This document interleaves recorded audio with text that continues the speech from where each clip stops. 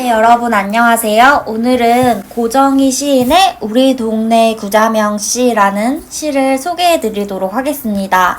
이 시 역시 2021년 수능 특강에 실린 작품입니다. 이 고정희 시인에 대해서 제가 먼저 간략하게 설명을 해드리도록 하겠습니다. 이 고정희 시인 같은 경우는요, 1948년에 출생하시고 1991년에 사망하셨습니다. 지금은 세상에 없는 분이지만요, 고정희 시인의 목소리는 여전히 살아있다라고 얘기할 수 있는 게 1980년대의 대표 시인이면서 요즘 화두가 되고 있는 페미니즘 문학, 그 중에 시문학에서 페미니즘을 선도한 여성 운동가이기 때문입니다. 그래서 여러분들이 요즘에 페미니즘이 많이 논란도 되고 많이 논의가 되는데요. 이전부터 여성 해방을 꿈꾸는 페미니즘 문학은 계속해서 창작이 되었습니다.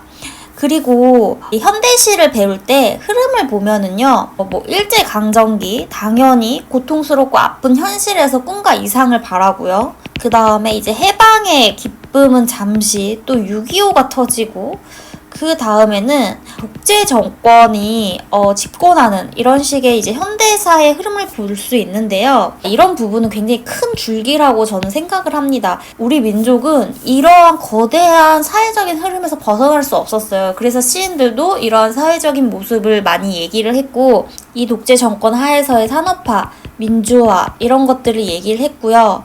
80년, 90년으로 들어가면 이제 대서사가 아닌 소서사에 관심을 갖게 됩니다. 그런 게 이제 대표적으로 환경이라던가 여성이라던가 현대인들이 소외되는 그런 모습을 많이 그리는데요. 이 고정희 시인 같은 경우는 이 여성의 인권을 생각했던 그런 작가다, 이렇게 생각하면 좋습니다. 그리고 고정희 시인은 31세부터 시인의 등단에서 43세까지 살았는데요. 고정희 시인의 죽음도 참 안타까운 게 지리산에서 실족사를 하게 됩니다.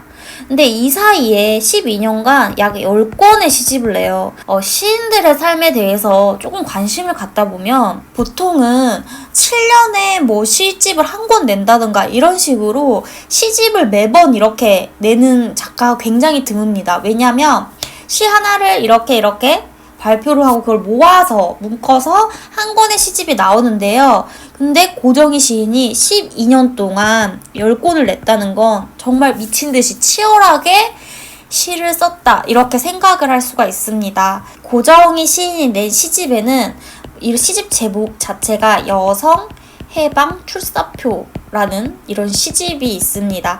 황진이, 이옥봉, 허난설원, 신사임당 등 역사 속의 여성 문학가들을 시의 화자로 내세워서 역사와 여성 해방을 노래하기도 했습니다. 그래서 이 시 같은 경우, 우리 동네 구자명 시 같은 경우도 그 연장선에 있다고 생각하면 돼요. 이 고정희 시인이 이 구자명 씨에 대해서 얘기를 했는데, 이 구자명 씨는 어디 살겠어요? 우리 동네에 사는 구자명 씨를 시적 대상으로 해서 이야기를 한 거예요. 그런데 우리가 지금 고정희 시인의 시적 경향을 알고 있잖아요. 그래서 이 구자명 씨는 아마도 여성일 것이다, 이렇게 생각을 하면 되고, 구자명 씨에 대한 삶에 대해서 얘기를 하겠구나.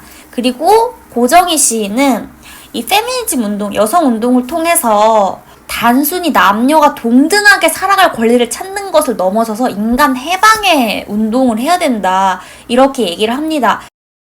현대사회에서 어머니라는 존재는 요즘에 맞벌이 많이 하죠. 밖에서 일도 하고 육아도 하고 살림도 하고 이렇게 삼중고를 많이 겪는 모습이 많은데, 이런 모습이 이 시에서 구체적으로 형상화되어 있습니다. 그리고 고정희 시인은요, 또 고향이 전라남도 해남입니다. 그래서 해남에서는 매년마다 고정희 문화제도 열리고요. 고정희 생가가 보존이 되어 있는데요. 생전 사진과 원고 등이 전시가 되어 있습니다. 자, 그러면 오늘 우리 동네 구자명 씨를 저와 함께 이야기해 보도록 하겠습니다. 이 시 같은 경우는 전문을 다 보셔서 알겠지만 굉장히 길죠. 산문체로 이루어진 자유시입니다.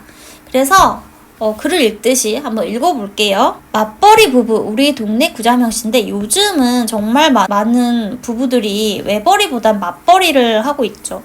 그 우리 동네 구자명시라고 시적 대상을 이야기하고 있습니다. 7달 된 아기 엄마 구자명씨는 구자명씨는 7달 된, 그러니까 아기를 키우는 주부인 거예요.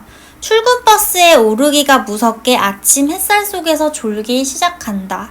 자, 구자명씨, 아기가 7달밖에 안 됐으면 집에서 엄청 울겠죠. 그리고 챙겨줘야 될 게 한두 개가 아니잖아요. 요즘에는 도우미가 많아서 도우미한테 맡기거나 친정 엄마나 이렇게 친척들한테 맡기는 경우도 많은데요. 어찌됐든 간에 구자명씨는 돈을 벌기 위해서 출근버스에 오르는 겁니다. 그런데 오르기가 무섭게 아침 햇살 속에서 어떻게 하고 있어요? 졸기 시작한다는 거예요.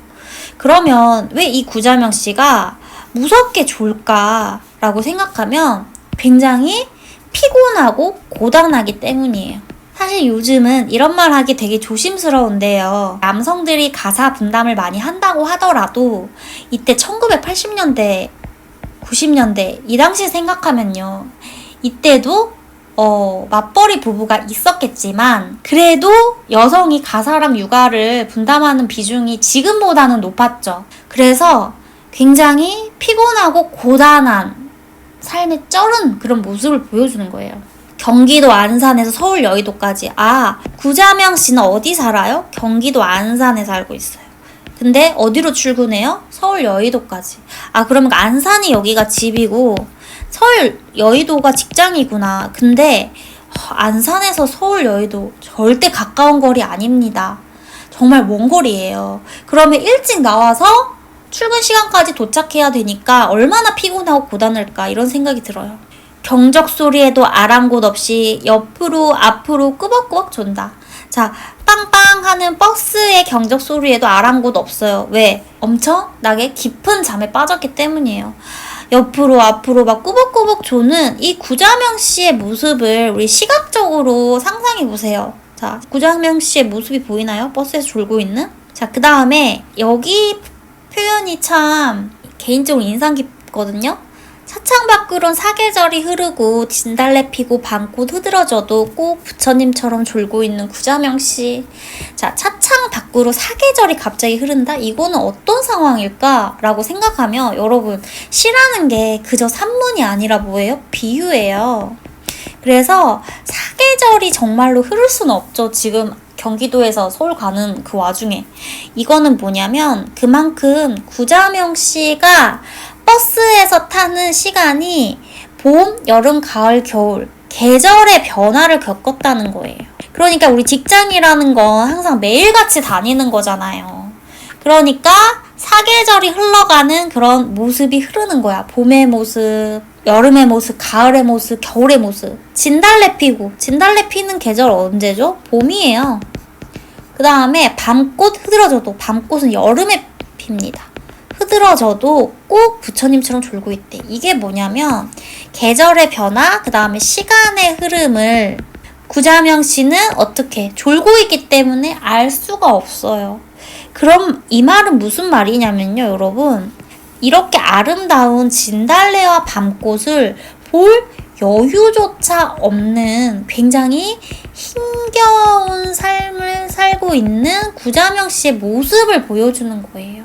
우리 너무 바쁘고 너무 할 게 많으면 정말 시간 가는 줄 모른다. 계절 흘러가는지 모르겠다. 이렇게 얘기할 수도 있죠. 그래서 이런 모습을 보여주면 되고요. 여기서 표현법이 좀 독특한 게 여기가 꼭 이 부분 있죠. 그 다음에 부처님, 여기 부분 한번 같이 살펴볼게요. 원래는 진달래 피고 밤꽃 흐드러져도 꼭 부처님처럼 졸고 있는 구자명씨, 이렇게 해야 문장의 흐름에 맞잖아요. 근데 이 꼭이라는 것을 아래에 배치하지 않고 위에 배치했습니다. 이런 기법을 뭐라고 하냐면요, 시에서 행간걸침이라고 합니다. 행을 걸친 거예요. 위에서도 연결되고 아래에서도 연결되고. 진달래 피고 밤꽃 흐드러져도 꼭 이 말은 언제나 이렇게 부처님처럼 언제나 졸고 있다. 이렇게 볼 수 있고, 두 번째는요. 뒤에 부처님 있죠. 꼭 부처님처럼 부처님과 닮은 모습을 얘기할 수도 있는 거예요. 그래서 행간 걸침을 하면요. 위와 아래에서 중의적으로 해석이 되고 언제나 졸고 있는 모습과 부처님 같은 모습의 두 가지 의미를 모두 다 중의적으로 표현할 수 있는 겁니다. 여기서 왜 부처님처럼 졸고 있다고 표현을 했을까? 이것에 대해서도 한번 생각해 볼 수 있습니다. 이것은 뭐냐면 부처님은 뭔가 고통의 통달한 상징이잖아요. 정말로 인내심 깊고 굉장히 화를 안 내는 사람 보고 부처님이다 부처님, 부처야 부처 이렇게 얘기하거든요.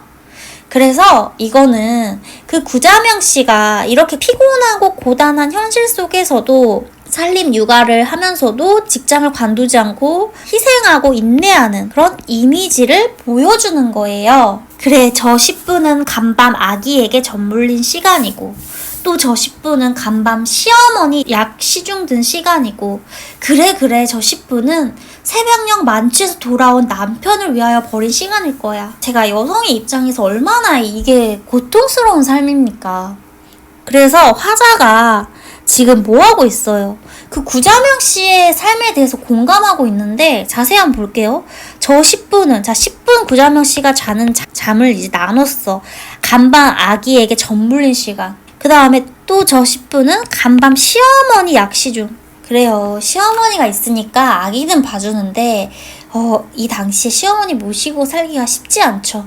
그래서 시어머니한테 시달리는 시간 동안 또 자고 있는 거야. 그래 저 10분은 남편이 좀 도와주면 좋은데 새벽녘에 만취해서 술에 취해서 돌아온 남편을 위해서 버린 시간일 거야.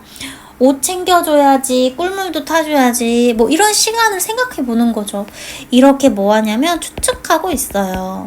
그리고 이 문장 구조가 굉장히 비슷하죠. 이렇게 현대 자유시에서는 유사한 통사 구조의 반복을 통해서요. 자연스럽게 리듬감을 형성하고 그 다음에 구자명 씨의 고통스러운 삶을 반복해서 강조하고 있습니다. 그래서 이렇게 젖물린 시간, 약 시중 든 시간, 남편을 위해서 버린 시간 이런 것들이 나열되고 있죠. 고단한 하루의 시작과 끝에서 잠속에 흔들리는 펜지꽃 아픔, 식탁에 놓인 안개꽃 멍해. 자, 여기서 보면요. 그 구자명 씨의 고단한 하루의 시작, 버스 올라타자마자 졸잖아요. 고단한 하루의 시작과 그 다음에 또 그 버스를 타고 집에 돌아오겠죠. 끝에서 잠속에 흔들리는, 자, 여기는 우리 주목을 해줘야 돼요. 펜지꽃 아픔. 잠속에 흔들리는 사람 지금 누구예요? 구자명 씨죠. 그래서 이 펜지꽃이라는 것을 누구를 비유하고 있냐면 바로 구자명 씨를 비유하고 있어요.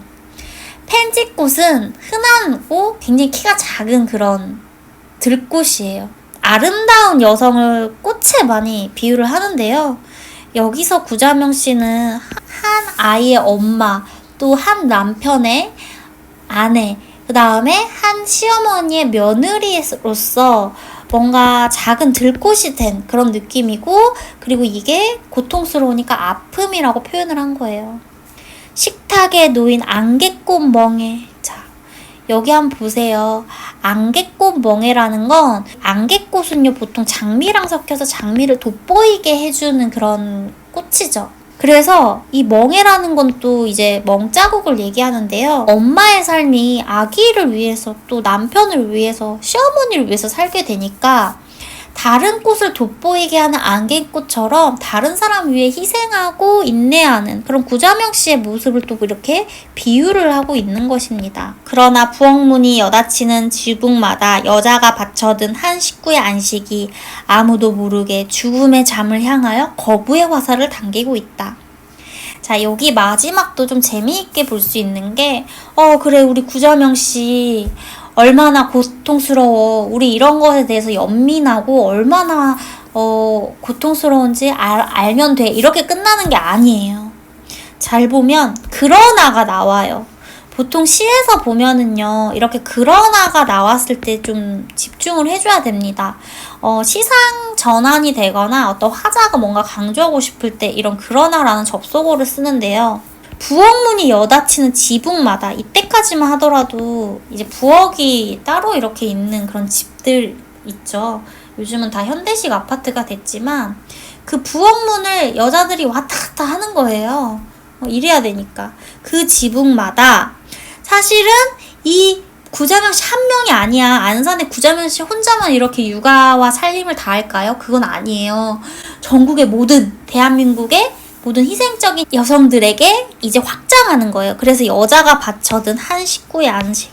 이거는 이제 확장을 한 거죠. 확대를 한 거예요. 보편적인 어떤 여성들. 우리 어머니는 보통 희생적이고 인내하는 그런 이미지로 많이 그리잖아요.